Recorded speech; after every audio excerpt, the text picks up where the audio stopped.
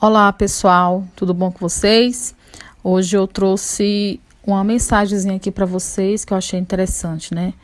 Dificuldades preparam pessoas comuns para destinos extraordinários, né? E essa mensagem tem tudo a ver com aquilo que eu penso, né? De cada um dos meus alunos, né? Que vocês terão aí um futuro, né? Dependendo de cada um, extraordinário, certinho? Então, vamos dar início ao nosso conteúdo, né? Nós vamos continuar aqui com o conteúdo da transmigração da família real para o Brasil, né? E no destaque aqui, no roteiro, né? Destacando aqui a Revolução Pernambucana de 1817, o processo de independência, né? O retorno de Dom João VI a Portugal, a tentativa de recolonização, a reação das elites brasileiras, a proclamação da independência e limites da independência. Certinho? Então, vamos lá com o nosso próximo slide aqui. Então, aqui eu coloquei a Revolução Pernambucana aqui de 1817, né? Destacando aqui alguns pontos principais. Essa revolução, né, foi uma das únicas rebeliões anteriores a independência, né, que passou da mera conspiração para a tomada do poder, né? Os rebeldes aí permaneceram no poder aí por 75 dias. E aqui nós temos como os principais motivos, né? O constante aumento dos impostos, né, que servia para sustentar o luxo e a corrupção da corte, né? A grande seca de 1816, que destruiu a agricultura e provocou fome pelo Nordeste.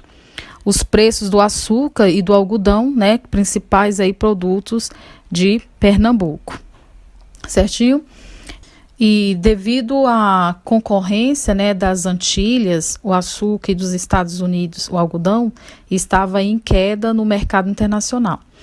Então, esses motivos contribuíram, né, para a eclosão aí dos pernambucanos contra o governo de Dom João VI, né?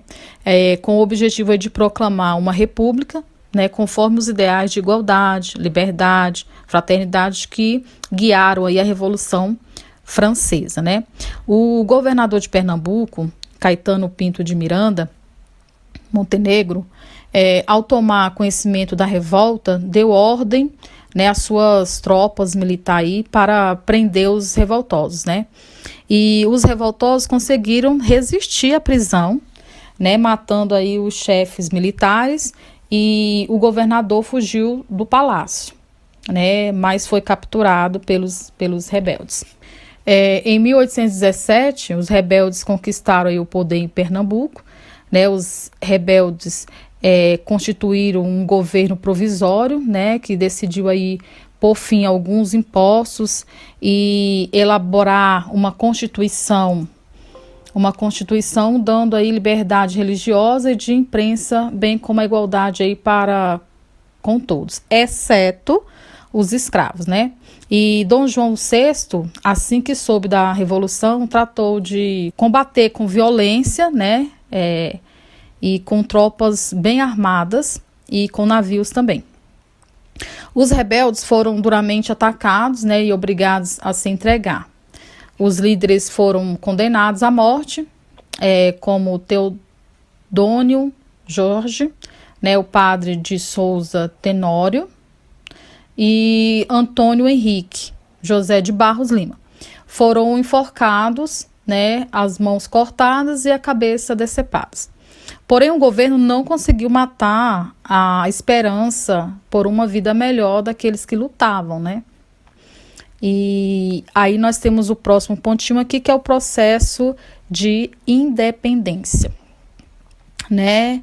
Estourou aí em Portugal, né, em agosto de 1820, uma importante revolução liberal, né, conhecida como a Revolução Liberal do Porto, né?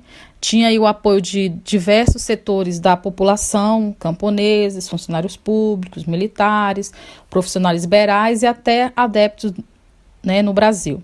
Os revoltosos conquistaram poder em Portugal e decidiram elaborar aí uma constituição, limitando os poderes de Dom João VI. o retorno de Dom João VI a Portugal. Dom João VI partiu aí para Portugal em 26 de abril de 1821, né, deixando aí seu filho Pedro como principal regente do Brasil. Dom João, ele desejava permanecer no Brasil, né, e adiou aí o quanto pôde a sua volta, né, mas ele foi pressionado aí pelas tropas portuguesas, estacionadas aí no Rio de Janeiro, né, e foi obrigado aí a se decidir. Então ele tinha consciência de que era impossível adiar por mais tempo, né, a independência política brasileira. E aí ele discursou aí com seu filho, né, dizendo aí: Pedro, se o Brasil se separar, antes seja para ti, que me has de respeitar, do que para alguns desses aventureiros. E aqui no próximo ponto nós temos tentativas de recolonização, né, que nós temos aqui o objetivo, né, era promover a recolonização do Brasil, seus antigos privilégios comerciais para a burguesia metropolitana. Então tentaram enfraquecer a autoridade de Dom Pedro, passando a exigir sua volta a Portugal, pois esses poderes políticos de Dom João VI, né, estavam reduzidos, sendo controlados aí pela corte de Lisboa. E no nosso próximo ponto aqui nós temos a reação das elites brasileiras, né? Eles não pretendiam, né, permitir a perda da liberdade de comércio nem da autonomia administrativa, né? Pois aí os grandes proprietários brasileiros eram conscientes dos prejuízos econômicos. Então apoiaram aí Dom Pedro para que desobedecesse aí as ordens que chegavam de Portugal. E assim surgiu o partido aí brasileiro, né? Homens de diferentes posições, né, como José Bonifácio, Cipriano Barata, Gonçalves Ledo, uniram-se contra um inimigo comum, né, a corte de Lisboa. Os mesmos elaboraram um documento com cerca de 8.000 assinaturas, pedindo que Dom Pedro permanecesse no Brasil e não retornasse a Portugal, como era de interesse da corte.